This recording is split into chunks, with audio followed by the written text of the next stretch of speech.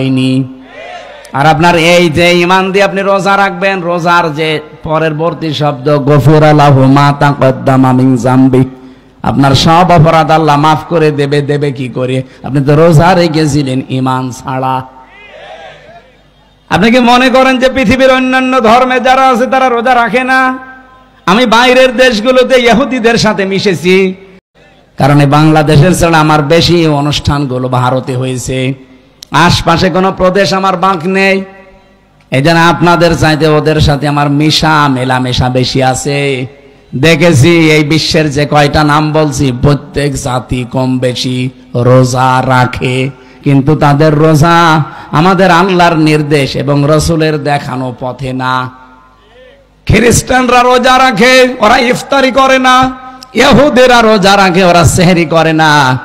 আর হিন্দু যারা কেউ মরে গেলে ওরাও রোজা রাখে, উপোস থাকে, ওরা সেহরিও নেই, ইফতারিও নেই। আমাদের নবী যে আনন্দের কথা জানিয়েছেন, লিসাইমি ফারহাতান, ফারহাতুন ইনদা ফিতরিহি ওয়া ফারহাতুন ইনদা লিকাই রাব্বিহি। ইবনে মাজাহ শরীফের হাদিস।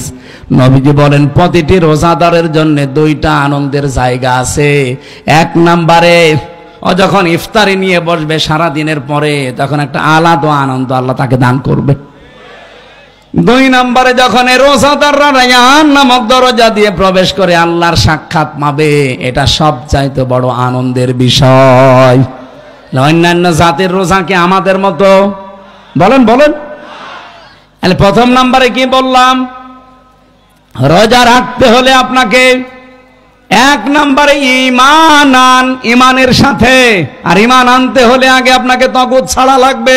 যারা আল্লাহর বিধান মানে না, মানতে দেয় না, এটা মাইনাস, শয়তান মাইনাস। এখন যদি বলেন শয়তান পাবো কোথায়? আছে, শয়তান নেই? যারা অহংকার করে তারা শয়তান, যারা অপচয় করে তারা শয়তান, যারা যৌনতা ছড়ায় তারা শয়তান।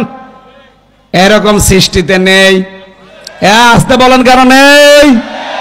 শয়তান খোঁজা লাগে। শয়তান তো তারা যারা অহংকার করে, শয়তান তারা যারা অপচয় করে, শয়তান তারা যারা নিজেদেরকে যৌন অঙ্গ যেগুলো গোপন রাখা দরকার এগুলো মানুষকে দেখায়। শয়তান খোঁজার জন্য আমেরিকায় যাওয়া লাগবে? এ বগুড়াতেও শয়তান আছে না? এইগুলো থেকে মুক্ত হবেন। তিন নম্বরে মানুষের তৈরি করা আইন যারা কায়েম করতে চায় এরা শয়তান।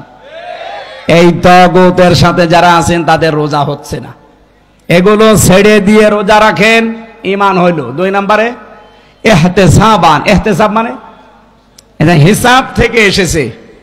আপনাকে একেবারে পঙ্খানো হিসাব নিকাশ করে করে সামনের জীবন আপনি চালাবেন।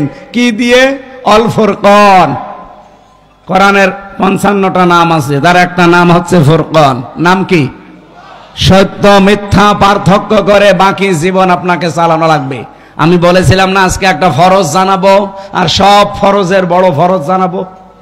ফরজ হচ্ছে রমজানের রোজা, আর সব ফরজের বড় ফরজ হচ্ছে কোরআন দিয়ে হক আর বাতিল পার্থক্য করে বাকি জীবন চালানো। এই ফরজটা মানা যাবে না, এইটা এখন দরকার। রমজান আসবে, চলেও যাবে 30 দিন পর, কিন্তু আপনি যদি হক আর বাতিল পার্থক্য করে কোরআন দিয়ে জীবন চালাতে না পারেন, আপনার বড় ফরজ আদায় হয়নি, কিয়ামতে ধরা খাবেন। আল্লাহ তাআলা এগুলো এমনি দেয়নি আপনাকে। ইউরিদুল্লাহু বিকুমুল ইসরা ওয়ালা ইউরিদু বিকুমুল উসরা ওয়ালিতুকমিলুল ইদ্দাতা ওয়ালিতুকাব্বিরুল্লাহা আলা মা হাদাকুম ওয়া লাআল্লাকুম তাশকুরুন। ইয়াদের ব্যাখ্যায় আমি পড়েছি, আমার উপরে কথা বলে কারা কইরা? শেষ করে দেব নাকি? বেশি রাত হয়ে গেছে, সেহরি খাওয়া লাগবে আজকে নাকি? সেহরি কালকে, ইনশাল্লাহ কালকে। আর একটু কথা বলবো না, শেষ করে দেব। রোজা রাখাই লাগবে, মাস্ট বি। আর হক আর বাতিল পার্থক্য করে কোরআন দিয়ে সামনের জীবন চালানোই লাগবে। তাছাড়া রোজার কোনো উপকার আপনি পাবেন? বলেন। রোজাদারের জন্য অন্যতম উপকার হচ্ছে আমাইয়াত্তাকিল্লাহা ইয়াজআল লাহু মাখরাজা। রব্বুল আলামিন বলেন যদি রোজা রাখার দ্বারা মানুষ তাকওয়া অবলম্বন করে, এমন জায়গা থেকে আমি আল্লাহ তার রিস্কের ব্যবস্থা করি যার ধারণাও সে কোনোদিন করে নাই। আমি এরকম প্রায় 33টা বিষয় পেয়েছি আয়াতের। যারা রোজা রাখার দ্বারা তাকওয়া অবলম্বন করবে তাদের তো 27টা উপকার হবে দুনিয়া আখেরাত মিলে। আর 33টার ভেতরে 1 নম্বরে হচ্ছে এমন জায়গা থেকে আল্লাহ তাকে বিপদে পড়লে সাহায্য পাঠাবে, ওর ধারণাও ছিল না যে এই জায়গা থেকে সাহায্য আসতে পারে। 1 নম্বরে পেয়েছি হযরত ইউসুফ আলাইহিস সালামের নাম। এটা সূরা ইউসুফে 12 নম্বর পারা 17 নম্বর পৃষ্ঠার 1 নম্বর লাইনের 23 নম্বর আয়াতে পাবেন। وراودته التي هو في بيتها عن نفسه وغلقت الأبواب وقالت هيت لك। রব্বুল আলামিন বলেন যে মহিলার ঘরে হযরত ইউসুফ ছিলেন, ও কিন্তু তাকে ফাঁসলিয়ে নিয়ে গেছে 7 তলা বিল্ডিং এর উপরে, 7টা দরজায় তালা লাগিয়েছে, নিজের কাপড় চোপড় সবগুলো খুলেছে আর ডাক দিয়েছে ওয়াকালাত হাইতা লাক, আমার দিকে আসো। হযরত ইউসুফ প্রথমে তিনি বললেন ক্বালা মাআযাল্লাহ ইন্নাহু রাব্বি আহসানা মাসওয়ায়া ইন্নাহু লা ইউফলিহুজ জালিমুন। আল্লাহর সাহায্য চাই, আমার রব, এখানে রব বলতে আমার যিনি দায়িত্বে আছেন, আপনার স্বামী আজিজে মিসর, এই লোকটা আমার দায়িত্বশীল, তার আমানত আপনি, আমি আপনার খেয়ানত করতে পারি না। ইন্নাহু লা ইউফলিহুজ জালিমুন। এই খেয়াল করেন, ইউফলিহু এটা মজারে, বর্তমান ভবিষ্যৎ, প্রেজেন্ট ফিউচার। ইউসুফ নবী ওখানে যেই মহিলাকে উদ্দেশ্য করে কথা বলছিলেন, ওখানে মহিলা কয়জন ছিল? আরো জোরে বলেন। তাহলে একজন দিলে জালেম দিতে পারতেন, জালিমুন দিলেন কেন? হযরত ইউসুফ যদিও জুলাইখাকে উদ্দেশ্য করে কথাটা বলতে চেয়েছেন, কিন্তু কিয়ামত পর্যন্ত হাজারো জুলাইখার বোন আসবে। কথা বলেন না কেন? হযরত ইউসুফ আল্লাহকে জানাতে চেয়েছিলেন এবং ওই মহিলাকে শোনাতে চেয়েছিলেন কোনদিন কোন জালেম সফল হচ্ছে না, হবে না। ওই আয়াতটা কোরআনে এখনো আছে না নেই? আরো জোরে বলেন, আছে না নেই? সুতরাং যারা জালেম হবেন, চর্মচোখে মনে হবে হ্যাঁ অনেক কিছু পাচ্ছি, অনেক উন্নতি হচ্ছে, যদি জুলুম আপনার ভেতরে পাওয়া যায়, আল্লাহর কসম কোনদিন আপনি সফল হতে পারবেন না। যে জায়গার ইচ্ছা করেছিলেন ওখানে যাওয়ার আগে আপনার পতন হবে। পৃথিবীর কোন জালেম সফল হয়নি এর আগে, কোনদিন আর হবে? যদি হয় তাহলে আয়াত মিথ্যা হয়ে যাবে, আল্লাহ তার কোরআন মিথ্যা করবে। এজন্য কোন জালেমকে আল্লাহ সফল হতে দেয় না। আর জালেমের বিরুদ্ধে আল্লাহ নিজে কিয়ামতে মামলা দায়ের করবে। বাংলাদেশে 1628 জন মানুষ দায়িত্বে ছিল, এখনো 100 জনের প্রায় 90 জন ওই রকম মানুষই আছে, যারা এই 3টা নাম নির্বাচন করেছে, ডিসি, এসপি, টিওনো। আমার মনে হয় এগুলোকে সব এই মুহূর্তে ঝাঁটাই করা দরকার। কারণ এরা যদি থেকে আবার নির্বাচন হয়, সংস্কার না করে ওই আবার দিনের ভোট রাতে হবে, আবার 154 জন হবে। এই কথা বলছে না কেন? আমরা চাই এগুলো একটাও যেন না থাকে। যারা আছে সবগুলোকে বিদায় করেন। এই 15.5 বছরে যারা বৈষম্যের শিকার ছিল তাদেরকে নিয়ে এসে বসান। আমি কি বেশি বলছি? এটা না করে আবার নির্বাচন করেন, ওই আবার দিনের ভোট রাতে হয়ে যাবে। কারণ সেই ওসি, সেই ডিসি, সেই এসপি, সেই টিওনো এখনো পর্যন্ত আছে না। এজন্য 1628টা চেয়ারে একটাও পুরাতন মানুষ থাকা যাবে না। গত কয়েকদিন আগে প্রায় 44টা ডিসি অলরেডি পাল্টিয়ে গেছে, তাদের অবসরে দিয়ে দিয়েছে বাধ্যতামূলক। ডক্টর মোহাম্মদ ইউনুস 2 নবীর নাম নিয়ে বসে আছে, মোহাম্মদ আর ইউনুস। কয় নবীর? 2 নবীর নাম নিয়ে কাজ করছে যে না একটাও রাখবো না। যেগুলো জালেমকে সাহায্য করেছে একবারে 54 জন, 44টা ডিসি শেষ। বলছে আপনারা বাধ্যতামূলক অবসরে। বলছে না আমাদের তো এখনো বয়স শেষ হয়নি। বলে না, শেষ হয়ে গেছে। নির্বাচনের আগে হাসিনা যেমন করেছিল, চাচা এরশাদের কাছে যে বলছে আপনি অসুস্থ, বলছে কই আমি তো ভালো। না আপনি অসুস্থ, চলে হাসপাতালে ভর্তি করে একটা ইনজেকশন দিয়ে শুয়ে রেখেছে, থাক। আমার মনে হয় এইটাই করা লাগবে। এই 1628টা যারা আছে একটাও আমরা দেখতে চাই না। আমি নাম নিলাম না, পাশের জেলা নাটোরের সর্বোচ্চ পর্যায়ে যিনি দায়িত্বে ছিলেন, উনি বৈষম্যের শিকার হয়ে 15.5 বছর ওএসডি হয়েছিলেন। পরবর্তীতে এসে একটা দায়িত্ব পেয়েছে, ওনার সাথে আমি গোপনে কথা বলছিলাম। উনি বলছিল, হুজুর এখনো পর্যন্ত 100 জনের 90 জন ওই শয়তানরাই আছে। আপনারা আমরা চিল্লা পাল্লা করে কি ওগুলো পাল্টানো লাগবে কি? 9 দফার ভেতরে সংস্কার একটা নেই, কথা বলেন না কেন? আমরা চাই একটাও যেন না থাকে। নির্বাচনের আগে সব পাল্টাতে হবে, সব পাল্টিয়ে এরপরে নতুন মানুষ দিয়ে নির্বাচন করেন।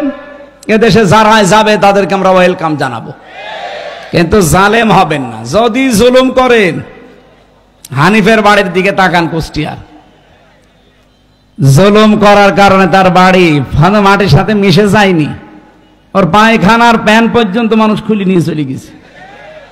এজন্য আগামীতে যারা আসবেন চেয়ারে বসবেন, যদি জুলুম করেন কারো উপরে, 5 বছর পরে দেখবেন আপনার বাড়িও শ্মশান হয়ে গেছে। গতকালকে ঝিনাইদহ ছিলাম, বলছো হুজুর এই জায়গায় হিরণ চেয়ারম্যানকে পিটিয়ে মারার পরে ন্যাংটা করে পেছনে বাঁশ দিয়ে খাড়া করে রেখেছিলাম। সে জায়গাটা দেখলাম, হিরণ চেয়ারম্যান যে কত অত্যাচার করেছে নারী পুরুষের উপরে, সে জুলুমের প্রতিশোধ 5 তারিখে একেবারে বিকালে 1 ঘন্টার ভেতরে মানুষ পিটিয়ে মেরে ফেলেছে জায়গায়। এরপরে আবার টাঙিয়ে রাখছে, ও রাস্তার মোড়ে টাঙিয়েছে, আবার পেছনে দিয়েছে বাঁশ, আর ওই ছোট ঠ্যাং কেটে ফেলেছে। কি অপমান বলেন! কারণ জালেমদের উপরে রাগ কার? আল্লাহ নিজের। আল্লাহ বলেন আমি নিজে মামলা দেব, ইন্নামাস সাবিলু আলাল্লাযিনা ইয়াজলিমুনা নাস। জালেম যারা, ওদের বিরুদ্ধে আমি নিজে মামলা দায়ের করব। বাংলাদেশে আমার যাদের উপরে হাসিনার মামলা ছিল কেউ খালাস পায়নি। তারেক জিয়া থেকে শুরু করে, খালেদা জিয়া থেকে শুরু করে, এটিএম আজহারুল, আমির হামজা, মামুনুল হক, দেখেন হাসিনা যার বাদী সবগুলো জেল খেটেছি। কারণ সর্বোচ্চ যিনি, তিনি বাদী হলে আপনি আর যাবেন কার কাছে? আর কিয়ামতে যিনি সর্বোচ্চ কে? উনি বলছে আমি বাদী হব মামলার, আপনার কোন উকিল দাঁড়াবে? এই জন্য আমরা যেন জালেম হয়ে না যাই। ইউসুফ নবী এইটা ইঙ্গিত দিয়েছিলেন, ইন্নাহু লা ইফলিহুজ জালিমুন। জালেম দিতে পারতেন, জালিমুন দিয়েছেন। কোন জালেম সফল হয়নি, সফল হবেও না কোনোদিন। সুতরাং আপনি আমার এই কাজ করবেন না। এটা বলার পরে আমি তাফসিরে খাজেনের ভেতরে পড়েছি, জুলাইখা সঙ্গে সঙ্গে নিজের শরীরের যত কাপড় ছিল প্রায় সবগুলো খুলে ফেলেছি, নেংটি ছাড়া। নেংটি ছাড়া সব খুলে ফেলে যখন সামনে এসেছে, ইউসুফ নবী নিজের চোখের উপরে হাত দিলেন, কিন্তু মানুষ হিসাবে তার ভেতরেও চাহিদা নেই। কি? আপনি আয়াতের পরবর্তী আয়াত দেখবেন, 24 নম্বর আয়াত সূরা ইউসুফের, ওয়ালাকাদ হাম্মাত বিহি ওয়া হাম্মা বিহা। জুলাইখা যেমন কাপড় চোপড় খুলে জেনা করার জন্য রাজি, ইউসুফও রাজি। কি প্রিন্সিপাল সাহেব, ঠিক আছে এটা? না না মানে ঠিক আছে, আপনি আর বাংলা অর্থ নিয়ে আসেন। ওয়ালাকাদ হাম্মাত বিহি ওয়া হাম্মা বিহা, ইউসুফও রাজি, জুলাইখাও রাজি। না মানে আপনি আমার সাথে বেশি বোঝেন। আপনি কোন কোরআন শরীফ নিয়ে আসেন, বাংলা তো এটাই লেখা আছে। এভাবে অর্থ করলে ইমান থাকবে? এটা নবীর উপরে তহমত চলে যাচ্ছে না জেনার, অথচ আল্লাহ কিন্তু এইভাবে নাজিল করেছেন, ওয়ালাকাদ হাম্মাত বিহি ওয়া হাম্মা বিহা। আরে ভাই, এই জন্যই তাফসীর মাহফিলে আসতে হয়। আপনি যদি সবই বুঝে ফেলেন তা আমি কি ঘাস কাটছি? আল্লাহ রাব্বুল আলামিন বলেন দুইজনেই কিন্তু এগ্রি হয়ে গিয়েছিল। এখানে একজন পুরুষ, ওয়ালাকাদ হাম্মাত, মহিলার শব্দ আল্লাহ দিয়েছেন মুআন্নাস, ওয়ালাকাদ হাম্মাত বিহি ওয়া হাম্মা বিহা, এটা মহিলা। একটা পুরুষের নাম মহিলার নাম দিয়ে আল্লাহ জানাতে চায়, জুলাইখা তো আগেই রাজি ছিল, ইউসুফও রাজি হয়ে গিয়েছিল। এই যে ইউসুফও রাজি হয়ে গিয়েছিল, এটার ব্যাখ্যায় তাফসীরে জালালাইনের ভেতরে পড়েছি, হযরত ইউসুফ তো মানুষ না ফেরেশতা? আরো জোরে বলেন। মানুষ হিসাবে চাহিদা আমাদের চাইতে ওনার 100 গুণ বেশি ছিল। কারণ আমার হাতের ভেতরে যে শক্তি আছে, হযরত ইউসুফ নবী ছিলেন, এক একজন নবীর ভেতরে আমাদের মতো 100 আমির হামজার শক্তি আছে। আমি মেয়ে লোক দেখলে যদি কন্ট্রোল হতে না পারি, আর তাও যেমন তেমন কালো ধলা, আর উনি পেয়েছে বিশ্ব সুন্দরী, তাও উলঙ্গ। চিন্তা করতে পারেন, পৃথিবীতে আমি 4 জন মহিলার নাম পেয়েছি, আল্লাহ তাদের সব চাইতে সুন্দর করে বানিয়েছিলেন। 1 নম্বরে আমাদের আদি মাতা হযরতে হাওয়া, 2 নম্বরে জুলাইখা, 3 নম্বরে পেয়েছি হযরতে ইব্রাহিম নবীর বড় স্ত্রী সারা, 4 নম্বরে আমাদের নবীর মেয়ে ছোটটা ফাতেমাতুজ জোহরা। এত সুন্দর করে আল্লাহ জানে বানিয়েছে। আর ইউসুফ নবীও আমাদের মতো সাধারণ ওই হাড় বাল খাওয়া লোক না। কি আপনি বগুড়ার মোড়ে মোড়ে দেখেন ইন্ডিয়া হারবাল, কলকাতা হারবাল, ওনার ভেতরে 100 আমির হামজার যৌবন ছিল। চিন্তা করা যায় কত কঠিন পরিস্থিতি পার করছেন। এই জন্য আল্লাহ বলেন হাম্মাত বিহি ওয়া হাম্মা বিহা।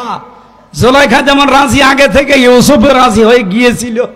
লাউলা আর বুরহান রাব্বি, যদি তার রব তাকে কিছু দলিল আর প্রমাণ না দেখাতেন। এই যে আমি তাফসীর থেকে নোট করেছি, আল্লাহ পাক বলেন তাকে যদি কিছু দলিল প্রমাণ আমি না দেখাতাম, সেও কিন্তু রাজি হয়ে গিয়েছিল। কি দলিল দেখিয়েছিলেন? এখানে 3টা জিনিসের নাম আছে জালালাইনে। 1 নম্বরে উনি দলিল দেখলেন, ওই ঘরের ভেতরে হযরতে জিবরাইল হাজির হয়ে গেছে। কেন হাজির হয়েছিলেন? 1 নাম্বার কারণ হচ্ছে এত কিছু সামনে পাওয়ার পরেও হযরতে ইউসুফ এগিয়ে যাননি, উনি খালি পিছাচ্ছিলেন। আর জুলাইখা এগিয়ে যাচ্ছিল। এই যে পিছিয়ে ছিলেন, এতটুকু আল্লাহর ভালো লেগেছে। রব্বুল আলামিন এই জন্যই তার কাছে পাঠিয়েছে প্রথম একটা চিঠি। হযরতে জিবরাইল মেলে ধরেছিল, আমি তোমার মালিক বলছি, তুমি কিন্তু জিনা করতে পারো না।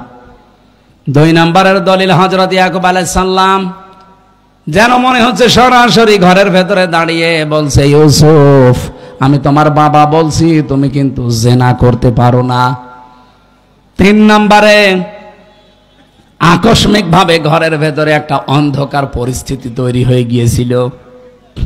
এই 3টা দলিল দেখার পরে হযরতে ইউসুফ মনের ভেতরে যে আশাটা ছিল, ওই আশার উপরে ভর করে তিনি কিন্তু জানতেন না যে সবগুলো দরজায় তো তালা মারা, কোনো জায়গায় লাভ নেই। আর মেয়েটাও বলে দিয়েছে সামনে যে কোনো লাভ হবে না, সব আমার কাছে তালা লাগানো, চাবি এই যে চাবি নিজের কাছে দিয়েছে। হযরতে ইউসুফ শুধু মনের উপরে জোর দিয়ে আল্লাহর উপরে ভরসা করে তিনি যখন দৌড় দিয়েছেন, দরজার কাছে যাবার পরে খাজেনে পাবেন, খাজেন তাফসীর, দরজা প্রথম যেটা ওর কাছে যাবার পরে দেখে না, দরজা খোলে না। মনে মনে সিদ্ধান্ত নেন, আল্লাহ আমি তো তোমার উপরে ভরসা করে মনের উপরে জোর দিয়ে এ পর্যন্ত দৌড়িয়ে এসেছিলাম, কমপক্ষে এই বাস থেকে বাস পর্যন্ত, এই ঘরের কোণা থেকে এ পর্যন্ত দরজায় আমি আসলাম, কিন্তু দরজা তো যে অবস্থা, এ তো নিজে মানুষের ভাঙা সম্ভব না, তালা লাগানো। ইউসুফ নবী এই কয়েক সেকেন্ডের ভেতরে ভাবছিলেন ওরে মহিলাও দৌড় দিয়েছে। প্রথম নাম্বারে যখন 1 পা 2 পা করে জুলাইখা এগিয়ে আসে, ইউসুফ নবী তো চোখ বন্ধ করেছিলেন, হঠাৎ চোখ খুলে দেখে দরজা খুলে গেছে। রব্বুল আলামিন বলেন, ওয়া ইয়াত্তাকিল্লাহা ইয়ারযুকহু মিন হাইসু লা ইয়াহতাসিব ওয়া ইয়াতাওয়াক্কাল আলাল্লাহি ফাহুয়া হাসবু। ইলা আখিরি আয়াত। সূরা তালাকের 2 এবং 3 নম্বর আয়াতে আছে, আল্লাহর প্রতি কেউ যদি তাকওয়া অবলম্বন করতেই পারে, অবশ্যই আল্লাহ এমন জায়গা থেকে তার রাস্তা তৈরি করে দেয় তার ধারণাও ছিল না। ইউসুফ নবী কোনো দিন ধারণা করে নাই যে দরজা খুলতে পারে। খুলেছে কে? কিসের কারণে? তাকওয়া। বলেন বলেন। আমরা রমজান আল্লাহ দিল এইটা তৈরি করার জন্যে। নারী পুরুষ সত্যি যদি এইটা তৈরি করতে পারি 1 মাসের ভেতরে, আগামী বাকি জীবনে এমন এমন জায়গায় বিপদে পড়বেন, সাহায্য আল্লাহ পাঠাবে যেটার ধারণাও আপনার ছিল না। ওই আল্লাহ এখনো নেই। ওই আল্লাহর দিকে তাকিয়ে রমজানের হক আদায় করে রোজা রাখার চেষ্টা চালানো দরকার। আমি শেষ করে দিলাম না, এখানে কিছু কাজ আছে না, মানে আমি শেষ করছি না, হ্যাঁ, এটা কি করেন আপনারা? হ্যাঁ, ভেতরে যারা দাঁড়িয়ে আছেন ব্যাগ নিয়ে আপনারা দাঁড়ান, দাঁড়িয়ে ওই পাশ থেকে এপাশে চলে আসেন, এরপরে আমি শুরু করছি। এখানে আমাদের প্রধান অতিথি আজকে মিল্টন ভাই না, প্রধান অতিথি। এত ব্যস্ত মানুষ এতক্ষণ বসে আছেন, আপনি 2 মিনিট দোয়া চেয়ে চলে যেতে পারতেন।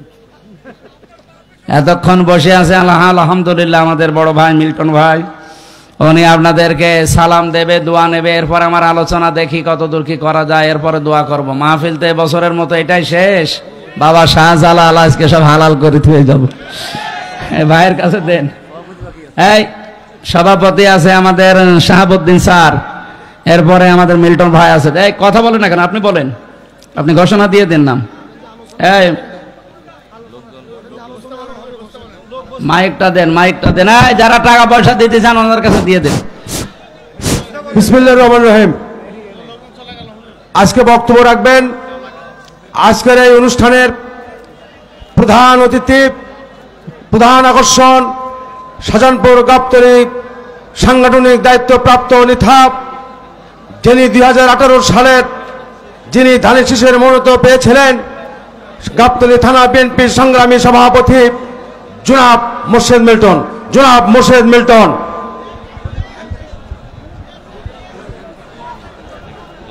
একটু তাড়াতাড়ি সালাম দেন।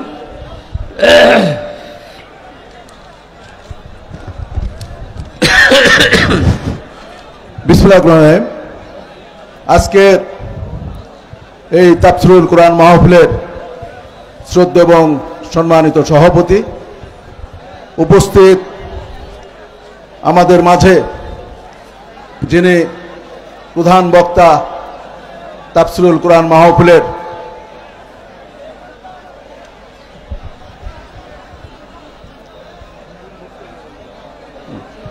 উনি আমির হামজা প্রধান বক্তা, উনি অত্যন্ত কোরআন হাদিসের ওপর অত্যন্ত আপনাদের সুন্দর আলোচনা করেছে। উনি হযরত মোহাম্মদ আমির হামজা সাহেব, উনি গত কয়েক মাস আগেও গাবতলীতে তাফসীরুল কোরআন মাহফিল করেছিল। উপস্থিত এই মাদ্রাসার প্রিন্সিপাল সাহেব, উপস্থিত থানা বিএনপির সাধারণ সম্পাদক আজিজুর রহমান বিদ্যুৎ, উপস্থিত সাংগঠনিক সম্পাদক বিশেষ অতিথি হারেজউদ্দিন হারেস, উপস্থিত শ্রদ্ধেয় অন্যান্য রাজনৈতিক নেতৃবৃন্দ, উপস্থিত আমার শ্রদ্ধেয় মুসল্লিবৃন্দ, উপস্থিত পর্দার আলে আমার মা বোনেরা, আমার সালাম নেবেন, আসসালামু আলাইকুম। আজকে যার আপনারা কুরআন হাদিসের উপর যে আলোচনা শুনলেন, সে অত্যন্ত সুন্দরভাবে, বিশেষ করে আগামীকাল থেকে আমাদের তারাবি পড়তে হবে এবং রমজান মাস শুরু হবে এবং আমাদের রমজান মাস পালন করতে হবে, সিয়াম সাধনার মাস পালন করতে হবে, রোজা রাখতে হবে। সেই রমজান মাসের ওপর সে অত্যন্ত সুন্দর আলোচনা করেছে। সেই আলোচনাগুলো আপনারা অবশ্যই পালন করবেন। বিশেষ করে উনি যে সুন্দর আলোচনা করেছে কোরআন হাদিসের ওপর, সেগুলো যদি আপনারা পালন না করেন, তাহলে আজকে আপনারা যে দূর দূরান্তর থেকে আপনারা এই তাফসীরুল কোরআন মাহফিল শুনতে এসেছেন, তাহলে তার কোনো সার্থকতা থাকবে না। তাই আপনাদের কাছে অনুরোধ থাকবে, আপনারা, উনি যেহেতু বাংলাদেশের মধ্যে একজন অত্যন্ত ভালো বক্তা, উনি কোরআন হাদিসের ওপর অত্যন্ত সুন্দর কথা বলে, আপনারা এই সমস্ত শুনে ইনশাল্লাহ আপনারা পালন করবেন এবং এখান থেকে যেই উনি যে কথাগুলো বলল, এখান থেকে যেই আপনারা সেগুলো পালন করার চেষ্টা করবেন, এই আশা রেখে আমি আমার বক্তব্য শেষ করছি। পরিশেষে এই তাফসীরুল কোরআন মাহফিলে 30,000 টাকা ইনশাল্লাহ আমি আমার ব্যক্তিগত সহায়তা করছি। পাশাপাশি এই মাদ্রাসার যাতে আরো উন্নয়ন হয়, উন্নয়নের পাশে ইনশাল্লাহ থাকবো, এই আশা রেখে আমি আমার কথা শেষ করছি। সবাইকে সালাম, আসসালামু আলাইকুম। ধন্যবাদ সকলকে। পর্যায়ে আপনাদের সামনে বক্তব্য রাখবেন 3 দিনব্যাপী মাহফিলের সমাপনী দিবসের সম্মানিত সভাপতি, বাংলাদেশ জামাত ইসলামীর কেন্দ্রীয় নির্বাহী পরিষদ সদস্য, সোনাতলা সারেকান্দি মাটি ও মানুষের নেতা, আমাদের শ্রদ্ধেয় নেতা অধ্যক্ষ শাহাবুদ্দিন। আপনাদের সামনে বক্তব্য রাখছেন অধ্যক্ষ শাহাবুদ্দিন।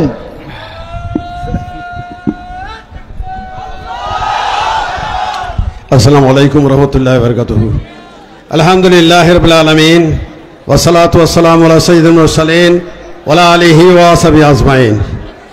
3 দিনব্যাপী তাফসীর মাহফিলের অনুষ্ঠানের শেষ সমাপনী দিবসে আগত প্রধান অতিথি সহ বিশেষ অতিথিবৃন্দ, আপনাদের আমাদের সকলের প্রাণপ্রিয় জেল খাটা, জুলুম খাটা, পারিবারিকভাবে নির্যাতনের শিকার হয়ে আমাদের স্নেহের ভাই, আমাদের প্রিয় ভাই আমির হামজা সাহেব আপনাদের মাঝে এসেছেন, অনেক মূল্যবান কথা বলেছেন।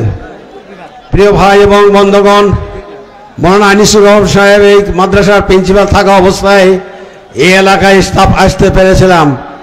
13-14 সালে 2 বার জেলখানায় থাকার পরে 12-13 বছর ধরে আপনাদের জেলায় আপনাদের সামনে আসতে পারে নাই।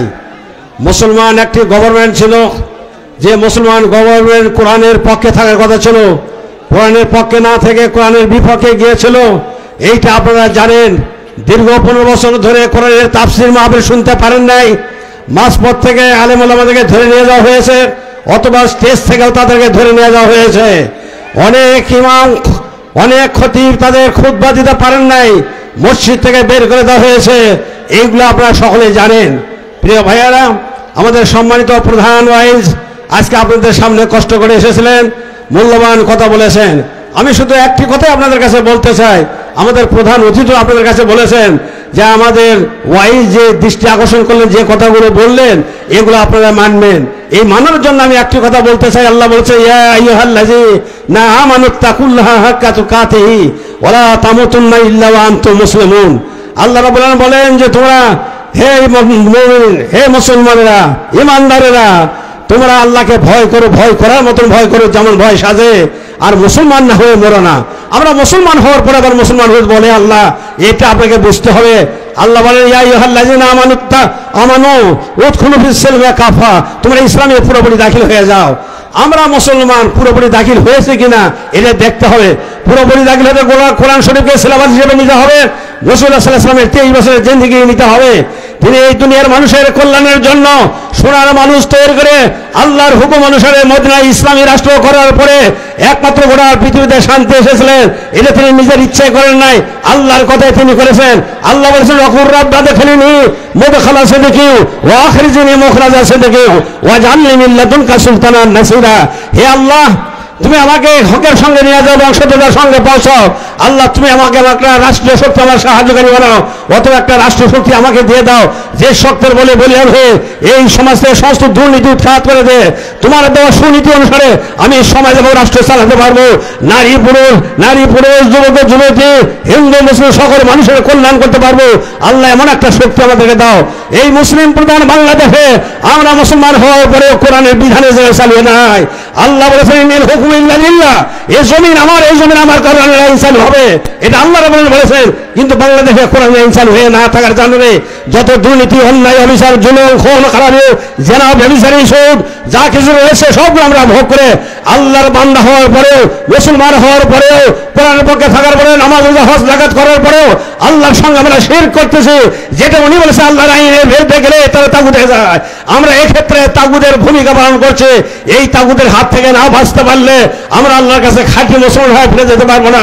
এজন্য আসুন, আমরা সবাই যা শুনছি তা জীবনে এবং সামাজিক এবং রাষ্ট্রীয়ভাবে প্রতিপালন করে এই আশাবাদ ব্যক্ত করে আপনাদের সবাইকে ধন্যবাদ দিয়ে আমি আমার বক্তব্য শেষ করছি। আল্লাহ হাফেজ। আসসালামু আলাইকুম ওয়া রাহমাতুল্লাহি ওয়া বারাকাতুহু। ধন্যবাদ। আজকের সভাপতি, বক্তা, যারা অতিথি, যারা সবাইকে ধন্যবাদ জ্ঞাপন করছি। সম্মানিত উপস্থিতি, আপনারা কি চান মুফতি আমির হামজার ওয়াজ শুনে আপনারা কি খুশি হয়েছেন? আগামী বছর কি আবার চান ওনাকে?